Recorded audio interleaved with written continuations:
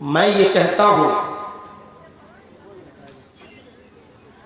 कि हम जिस मज़हब के फॉलोअर हैं और जिस मज़हब के हम पैरोकार हैं, वो मज़हब इंसानियत का सबसे बड़ा आलमबरदार है। इंसानियत का सबसे बड़ा पाठ सबक अगर किसी मज़हब के अंदर मिलेगा तो वो मज़हब इस्लाम है। अगर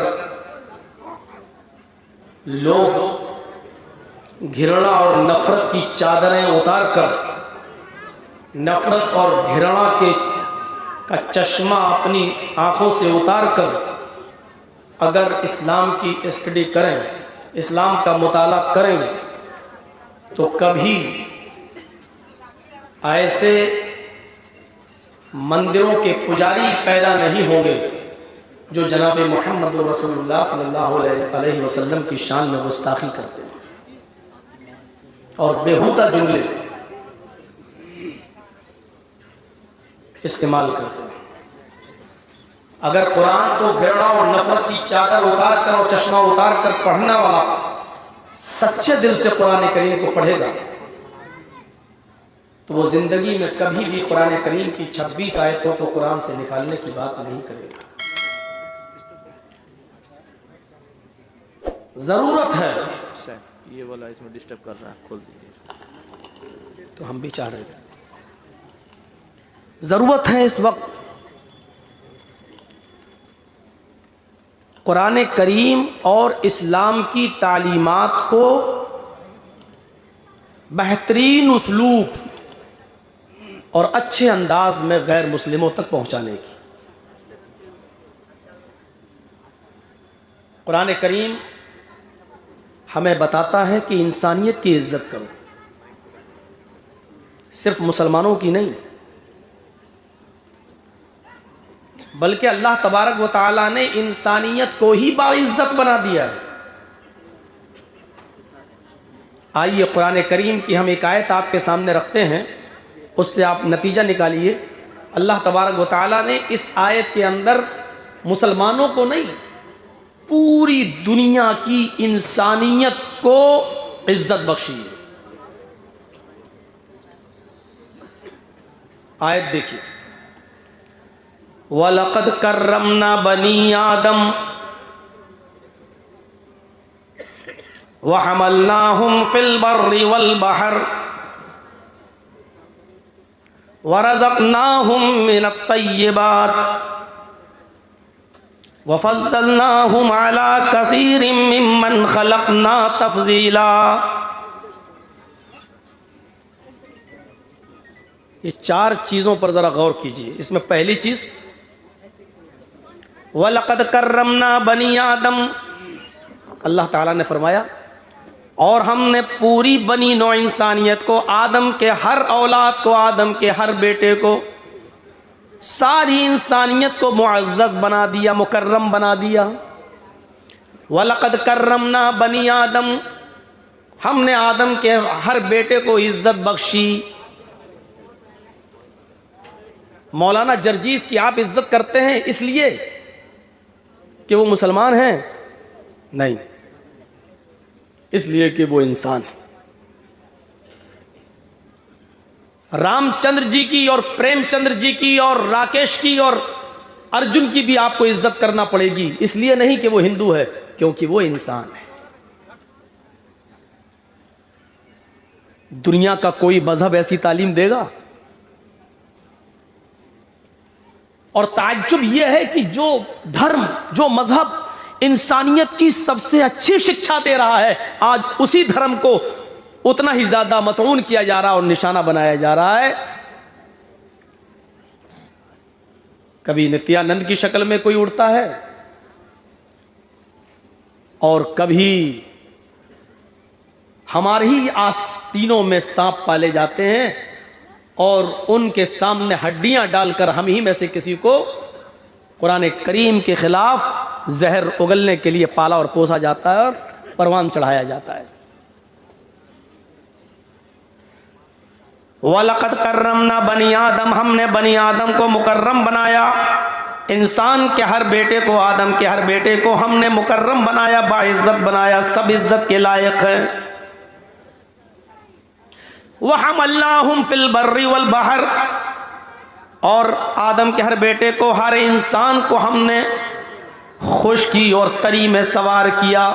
हमने उनको सवारियां अता फरमाई, जमीन पर भी और समंदर के अंदर भी। आप देखिए, सिर्फ मुसलमान चलता है क्या सड़क पर?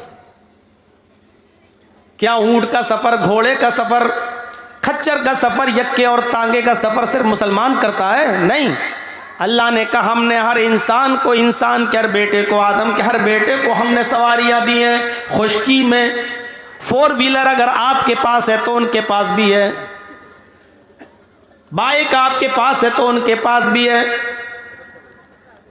हवाई जहाज का सफर अगर मौलाना जर्जीस करते हैं तो अशोक कुमार भी करता है, रामचंद्र भी करता है, राकेश भी करता है।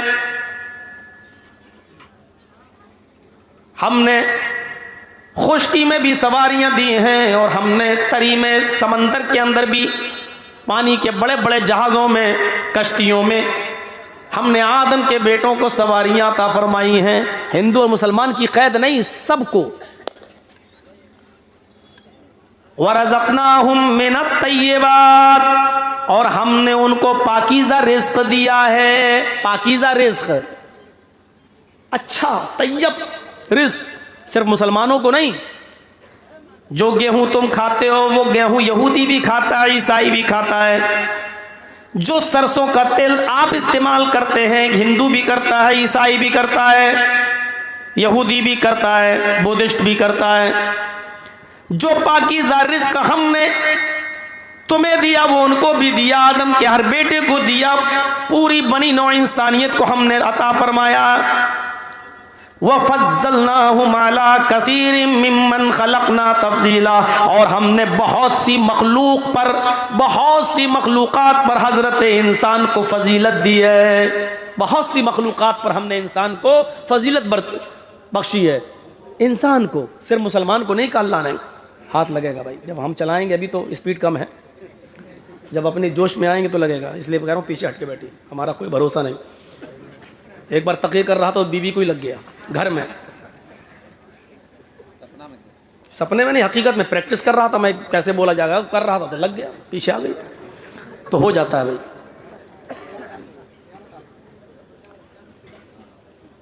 डॉक्टर अपनी प्रैक्टिस करता है, हम लोग भी प्रैक्टिस करते हैं, प्रैक्टिस नहीं करेंगे तो भूल नहीं जाएंगे। तो मेरे भाइयों सुनिए, हमने बहुत सी मखलूक़ात पर इंसान को फजीलत दी है। अल्लाह ने यह नहीं कहा कि मुसलमान को फजीलत दी है, इंसान को फजीलत दी है। इससे बेहतरीन इंसानियत की तालीम दुनिया के किस मजहब के अंदर हमें मिलेगी? इतनी अच्छी तालीम को कभी इंडिया टीवी वाले से कह दो ज़रा दिखा दो, जी हिंदुस्तान को बोलो ज़रा दिखा दो, सबकी नानी मर जाएंगी। ये नहीं दिखाएंगे, ये दिखाएंगे एक आदमी अगर दाढ़ी वाला, उसके चेहरे पे दाढ़ी, चाहे वो नमाज पढ़ता हो या ना पढ़ता हो, रोज़ा रखता हो या ना रखता हो, अगर उससे इंसान होने के नाते से कोई गलती हो जाए तो उसको इस्लाम से जोड़कर फौरन दिखाने की कोशिश करते हैं, फौरन। कुरान करीम की आयत बता रही है कि इंसानियत की इज्जत क्या है। इस आयत को फिर से सुनिए और इसके तर्जुमे पर गौर कीजिए। वलक़द कर्रमना बनी आदम वहमल्नाहुम फिल बर्रि वल बहर वरज़क़नाहुम मिनत-तय्यिबात वफ़ज़्ज़लनाहुम अला कसीरिम मिम्मन खलक़ना तफ़ज़ीला। हमने बनी नौ इंसानियत को, हमने बनी आदम को, हमने सारी दुनिया के इंसानों को इज्जत बख्शी है, मुकर्रम बनाया, बाइज्जत बनाया है। और हमने पूरी की पूरी इंसानियत को खुश्की में और समंदर में, ज़मीन पर भी और पानी में, तालाब में, समंदर में हमने उनको सवारियां अता फरमाई हैं। हमने बनी नौ इंसानियत को पाकीज़ा रिज़्क़ दिया है और पूरी की पूरी इंसानियत को बहुत सी मखलूक़ात पर हमने उनको फजीलत अता फरमाई है। ये पूरी इंसानियत की इज्जत का मसला है। आइए अब कुरान करीम की एक दूसरी आयत हम आपके सामने पढ़ने जा रहे हैं, जिसमें अल्लाह ताला ने पूरी दुनिया की इंसानियत को एक ख़ानदान से जोड़ा है। एक खानदान से जोड़ दिया, एक कुंबे और कबीले से जोड़ दिया कि तुम अलग अलग मजहब के मानने वाले तो हो सकते हो, लेकिन खानदान तुम्हारा एक है, बाप तुम्हारा एक है, मां तुम्हारी एक है। एक खानदान से जोड़ दिया। या अय्युहन्नास इन्ना खलकनाकुम मिन ज़करिन व उन्सा वजअलनाकुम शुऊबन व क़बाइल लिताअरफू इन्ना अक्रमकुम इंदल्लाहि अत्क़ाकुम। हाय संपूर्ण जगत की मानव जाति, हाय सारी दुनिया के इंसानों, तुम सब आपस में भाई भाई हो, इसलिए कि हमने तुमको एक ही मर्द और एक ही औरत से पैदा किया है। इन्ना खलकनाकुम मिन ज़करिन व उन्सा, तुम्हारा बाप एक, तुम्हारी मां एक ही मर्द और एक ही औरत की संतान हो तुम, एक ही परम पिता के बेटे हो, तुम्हारा एक ही बाप है आदम, तुम सबकी एक ही मां है हव्वा। उसी को तुम मनु कह लो, आशू कह लो, और तुम्हारी एक ही मां है हव्वा, जिसको तुम शत्रुपा कह लो या हव्वती कह लो। हिंदू भाइयों, तुम्हारी किताब में उस पहले मनुष्य का नाम मनु आया है, हमारे यहां उस पहले मनुष्य का नाम आदम आया है। हमने मनु मान लिया है, लेकिन आप आदम मानने के लिए तैयार नहीं हो। आपकी किताब में उस मां का नाम, जिसके सब बेटे हैं, उसका नाम शत्रुपा बताया गया, हमारे यहां हव्वा बताया गया। हम शत्रुपा मानने के लिए तैयार हैं, हव्वती मानने के लिए तैयार हैं, लेकिन आप हव्वा मानने के लिए तैयार नहीं। बताओ, दिलों में गुंजाइश किसके पास है? हमारे अंदर है या आपके अंदर है? हमारी किताब कुरान कहती है, हमारी किताब कुरान अल्लाह का नाजिल करदा कुरान ईश्वरीय ग्रंथ है, ये पवित्र, उसकी पवित्र पंक्तियां, उसकी ये पवित्र पंक्तियां ये कहती हैं कि हाय मानव जाति, हाय मनुष्यों, हाय इंसानों, कहीं के भी रहने वाले हो पूरी दुनिया में, तुम्हारा बाप एक है, हमने तुमको एक ही मर्द और एक ही औरत से पैदा किया है। तुम सब एक ही माँ के बेटे, एक ही बाप के बेटे हो, इसलिए तुम सब आपस में भाई भाई हो। इन्ना खलकनाकुम मिन ज़करिन व उन्सा वजअलनाकुम शुऊबन व क़बाइल लिताअरफू वजअलनाकुम शुऊबन व क़बाइल। हाँ, तुम्हारा बाप एक है, तुम्हारी माँ एक है, लेकिन हमने तुम्हारी बिरादरियां बना दी हैं, हमने तुम्हारी जातें बना दी हैं, हमने तुम्हें शोबे और कबीलों में तकसीम कर दिया है, हमने तुम्हें जात और बिरादरियों में बांटा है। लेकिन कोई जात किसी पर बड़ी नहीं है, कोई जात किसी से छोटी नहीं है। हमने तुम्हें कबीले और बिरादरियों में सिर्फ इसलिए बांटा है लिताअरफू, ताकि तुम एक दूसरे को पहचान लो, ताकि तुम एक दूसरे को पहचान सको। मेरा नाम जर्जीस, एक कबीला है, दूसरे कबीले, दूसरे खानदान में भी कोई जर्जीस। अच्छा, आपका नाम जर्जीस? अच्छा, एक जर्जीस आया था, कौन? अच्छा अच्छा अच्छा, वो खान, अच्छा अच्छा, वो अंसारी, ये लीजिए, अब पहचान हो गई। और अगर कबीले और जात और बिरादरियां नहीं बनाई होती तो कोई पहचान नहीं होती। तो अल्लाह ने कहा हमने सिर्फ तारुफ के लिए और पहचान, ताकि तुम एक दूसरे को पहचान सको, सिर्फ पहचानने के लिए तुम्हारी जातें, बिरादरियां, कबीले बनाए हैं। कोई किसी पर बड़ा, कोई किसी से छोटा, ये अगर कहते हो तो सबसे बड़े जाहिल हो। जहालत की बू है, यहां से उड़ती है। खान ये कहे कि मैं सबसे ऊंची कौम हूं,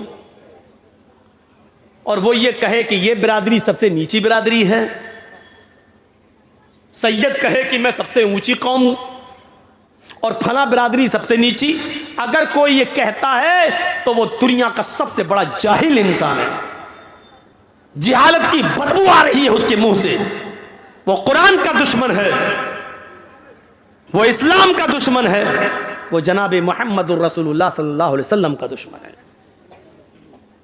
वजअलनाकुम शुऊबन व क़बाइल लिताअरफू, हजरत बिलाल रजी अल्लाह ताला अन्हु को अल्लाह के नबी ने मस्जिद नबी में कहा था, आइनल बिलाल, बिलाल कहाँ है?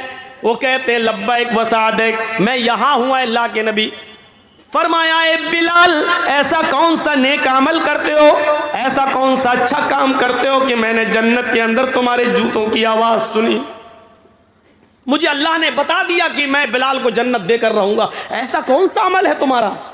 आए बिलाल, अल्लाह के रसूल ने बिलाल के बारे में कहा, जबकि बिलाल रजी अल्लाह ताला अन्हु का हाल यह था कि हदीस की किताबें कहती हैं कि उनका रंग कोयले से ज्यादा काला, हबशी नस्ल, उनके होंठ मोटे मोटे, लेकिन अल्लाह के नबी उनको बशारत क्या दे रहे हैं?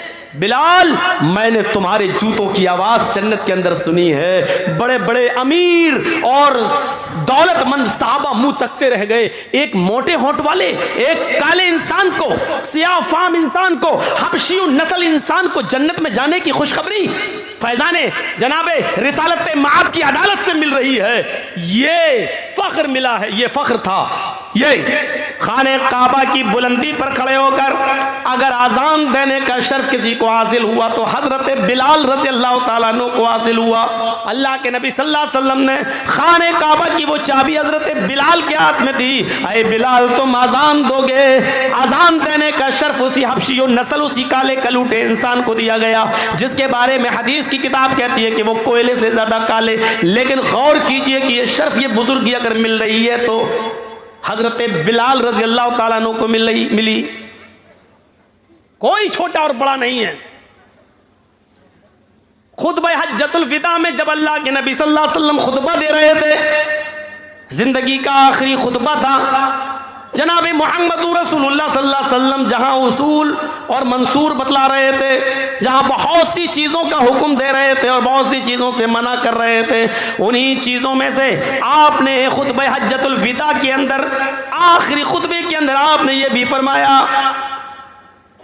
अला कुल्लुकुम बनी आदम व आदम मिन तुराब, लोगो तुम सब आदम के बेटे हो और आदम को मिट्टी से पैदा किया गया, तुम सब मिट्टी से पैदा किए गए हो। ला फज़ला लि अरबिय्यिन अला अजमी वला लि अजमिय्यिन अला अरबी, किसी अरब के रहने वाले को किसी गैर अरब के ऊपर फौकियत नहीं है और किसी गैर अरब के रहने वाले को अरब के रहने वाले पर कोई श्रेष्ठता और फौकियत नहीं है। अरबी और अजमी सब बराबर हैं, काला और गोरा सब बराबर हैं, सब, किसी को कोई फौकियत नहीं है। इल्ला बित्तक़वा, अगर फौकियत और दर्जा किसी को हासिल है तो मुत्तकी और परहेजगार को है, वो भी अल्लाह की नज़र में जो अल्लाह से सबसे ज़्यादा डरता है, जो अल्लाह का खौफ सबसे ज़्यादा खाता है। इसीलिए अल्लाह के नबी सल्लल्लाहु अलैहि वसल्लम ने फरमाया, इन्नल्लाह ला यंजुरु इला अजसामिकुम वला इला सुवरिकुम वलाकिन यंजुरु इला कुलूबिकुम, अल्लाह ताला तुम्हारे जिस्मों की तरफ नहीं देखता, तुम्हारी शक्लों की तरफ नहीं देखता, तुम्हारे जिस्मों की तरफ नहीं देखता अल्लाह ताला। कितने बॉडी बिल्डर हो, सिक्स पैक हैं कि नहीं, अगर पूरी बनियान उतार दे तो देखें उसकी बॉडी कैसी है। तुम्हारी शक्लों की तरफ भी नहीं देखता कितने हैंडसम हो। ला यंजुरु इला अजसामिकुम, तुम्हारे जिस्मों की तरफ नहीं देखता, वला इला सुवरिकुम, तुम्हारी शक्लों की तरफ भी नहीं देखता। क्या देखता है अल्लाह? वलाकिन यंजुरु इला कुलूबिकुम, वो तुम्हारे दिलों की तरफ देखता है, तुम्हारे दिलों में तकवा क्या है, अल्लाह से डरते कितना हो, कितना डरते हो। वो हजरत बिलाल जो सड़क के किनारे बैठ जाया करते थे भूख की शिद्दत की वजह से और लोगों से मसले पूछते थे कि ये मसला बताओ, ये मसला बताओ, हालांकि उनको वो मसले खुद मालूम हुआ करते थे लेकिन फिर भी पूछते थे। पूछने का मकसद ये होता था कि लोग मेरी भूख की हालत देख लें, मेरे चेहरे पर नकाहत और कमजोरी देख लें और फिर ये कहें कि बिलाल तुमने तो शायद कई दिन से खाना नहीं खाया, चलो मेरे घर चलो, मैं तुम्हें खाना खिला देता हूँ। इसलिए वो मसला पूछ देते कि लोग मेरी कमजोरी देखकर मुझे खाने के लिए पूछें। ये गरीब इंसान